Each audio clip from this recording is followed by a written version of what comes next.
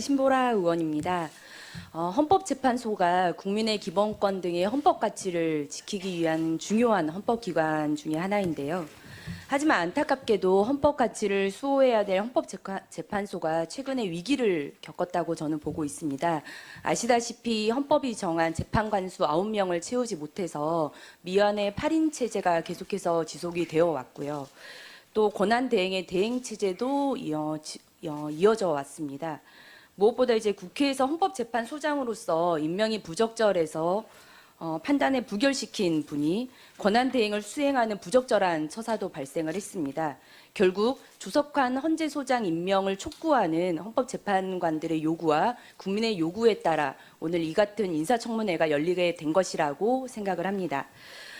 이러한 혼란과 이기는 후보자께서 헌법재판관으로 계실 때 또 벌어진 상황이기도 하는데요. 그래서 이에 대한 후보자의 심경에 대해서 간단히 말씀해 주시기 바랍니다.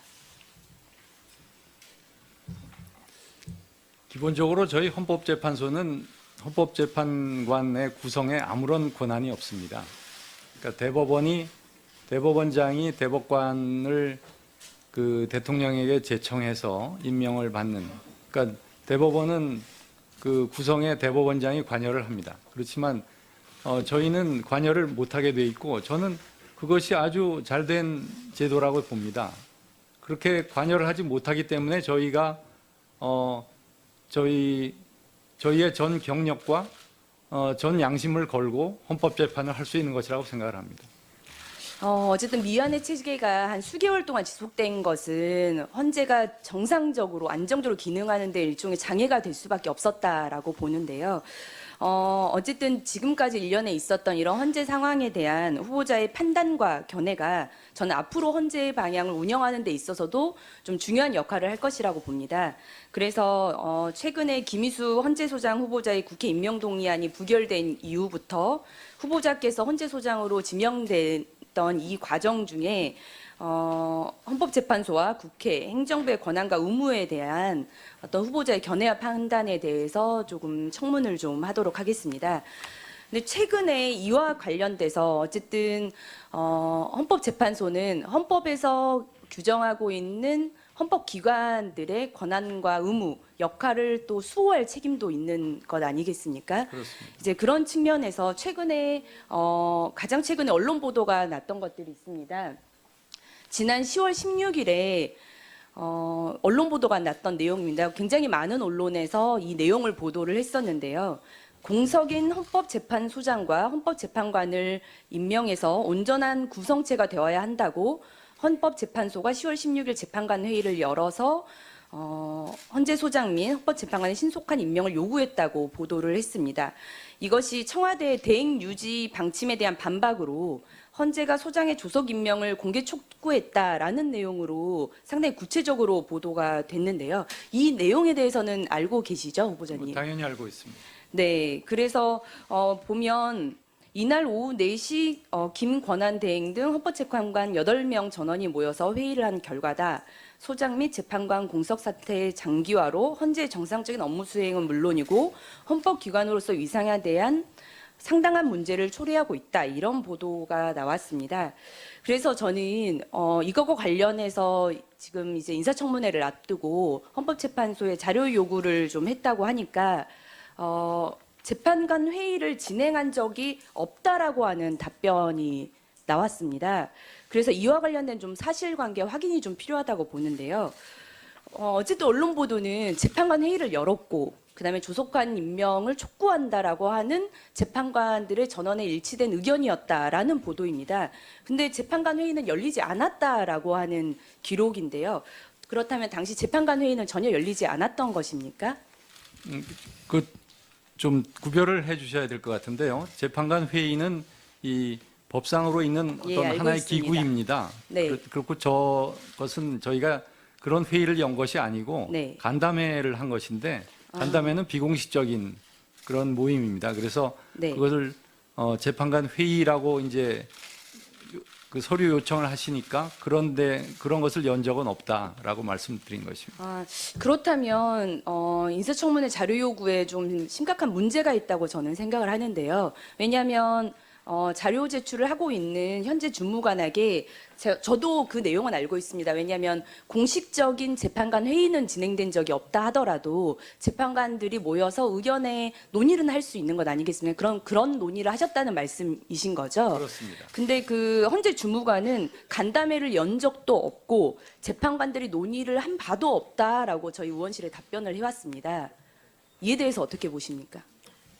제가 서면 답변한 것을 봤는데 간담회를 연 적도 없다라는 답변은 하지 않았을. 간담회 연 적이 없다는 서면 답변을 하진 않았는데 예, 저희가 예. 이 재판관 회의를 개최한 적이 없다면 네. 비공식적으로 헌재 재판관들이 모여서 어쨌든 이것과 관련된 의견들을 나누고 그걸 발표한 것이 아니냐라고 했더니 그런 바가 없다라고 답변을 했습니다. 글쎄, 그것은 제가 그런 답변을 보질 못했는데요. 네. 당연히 그 재판관 회의는 하지 않았지만 그런 중요 사태에 대해서 저희 의견을 나누는 그런 그건 분명히 하신 분명히 거죠. 했습니다. 그러면 이 언론보는 공식적인 재판관 회의는 아니지만 분명히 헌재 재판관들의 의견에 일치된 내용들을 언론에 입장 표명을 하신 것이다라는 팩트가 맞는 것입니까? 그렇습니다. 그러면 마지막으로 이거와 관련해 좀 재확인이 좀 필요할 것 같습니다. 후보자는 10월 당시에 헌재 재판관으로서 권한 대행 체제가 지속되는 것은 문제가 있고 대통령이 조속히 새롭게 헌법재판소장 후보자를 지명하는 것이 바람직하다는 견해를 갖고 있었습니까? 조금 말씀드려도 될까요? 길게? 예. 그러니까 지난 9월 중순에 그 김희수 재판관에 대한 국회 인준 부결이 있었습니다. 그래서 이제 국회 인준 부결 이후에 그 당시에 그 해외 출장 중이었기 때문에 이제 돌아와서 저희들과 이제 그것도 역시 뭐 간담회라고 할 수 있는데 그런 자리에서 김희수 대행이 그 자신이 대행직을 계속 유지하겠다는 의사를 표명을 했습니다.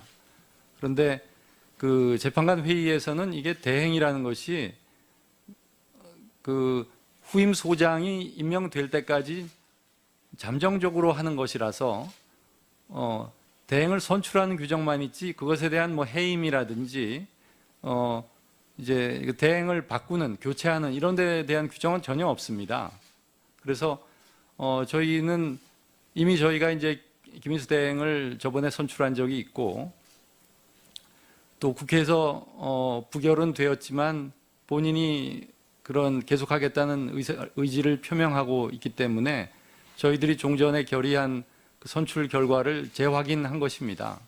이제 그랬는데 그 이후에 이제 저희에 대한 국정감사를 하게 되면서 법사위 그 국정감사가 제대로 진행이 되지 못했습니다. 이제 그 까닭은 뭐 잘 알고 계실 텐데요. 이제 그런 일련의 사태로 인해서 저희들의 이게 전번 그 탄핵 결정 이후에 이제 재판관이 한 명 한 명씩 줄었다가 다시 늘어서 8명이 돼 있지만 그렇게 완전체가 구성이 안 된 상태에서 중요 사건에 대한 재판도 할 수 없고 그런데 이렇게 국정감사마저 파행으로 돼서 저희의 위상이 이제 많이 떨어지는 그러니까 저희라기보다는 어떤 외부적인 요인에 의해서 이렇게 저희 재판소의 어떤 신뢰나 위상이 추락되는 이런 부분이 있어서는 안 되겠다. 그런 취지에서 남아 있는 그 재판관과 또 소장이 임명이 돼서 완전체를 저희들이 조직적으로 완전체를 이루어야 제대로 기능할 수 있다라는 취지에서 그 소장과 재판관의 임명 권한을 가진 기관에게 그러한 것을 촉구드린 것입니다.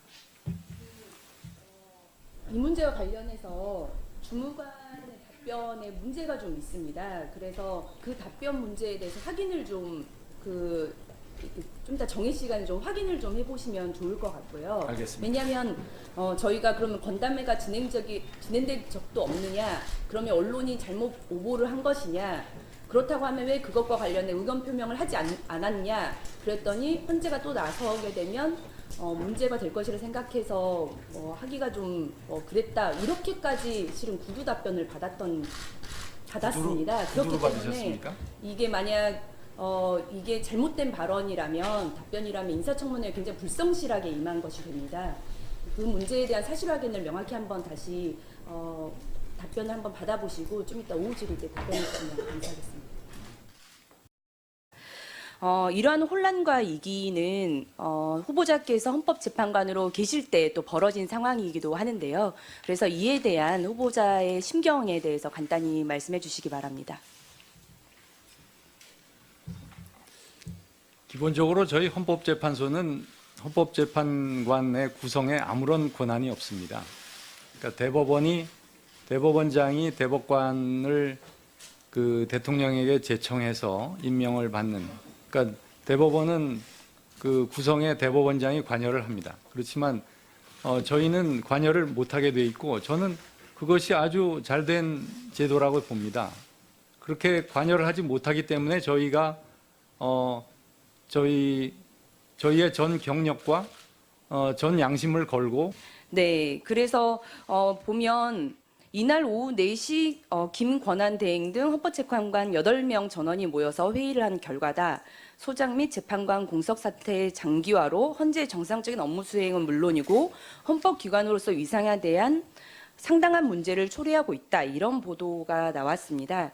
그래서 저는 이거와 관련해서 지금 이제 인사청문회를 앞두고 헌법재판소에 자료 요구를 좀 했다고 하니까 재판관 회의를 진행한 적이 없다라고 하는 답변이 나왔습니다.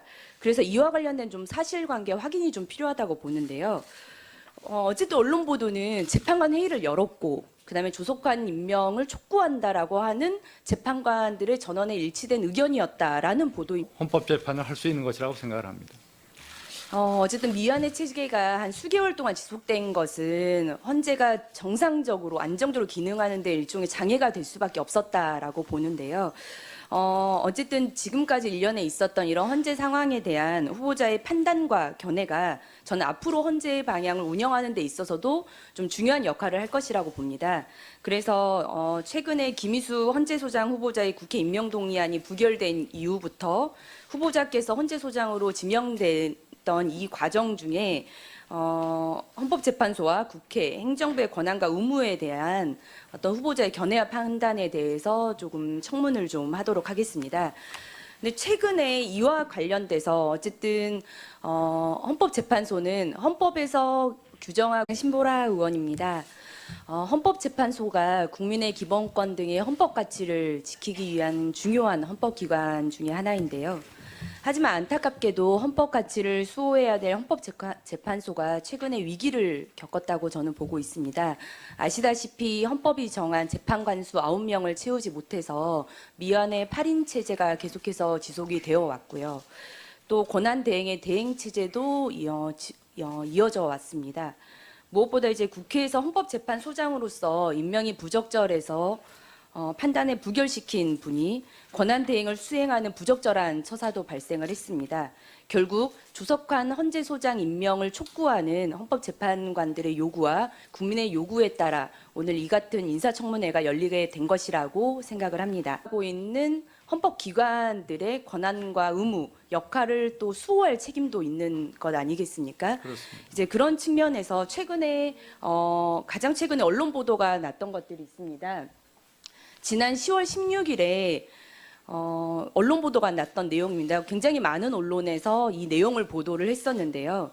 공석인 헌법재판소장과 헌법재판관을 임명해서 온전한 구성체가 되어야 한다고 헌법재판소가 10월 16일 재판관 회의를 열어서 헌재소장 및 헌법재판관의 신속한 임명을 요구했다고 보도를 했습니다.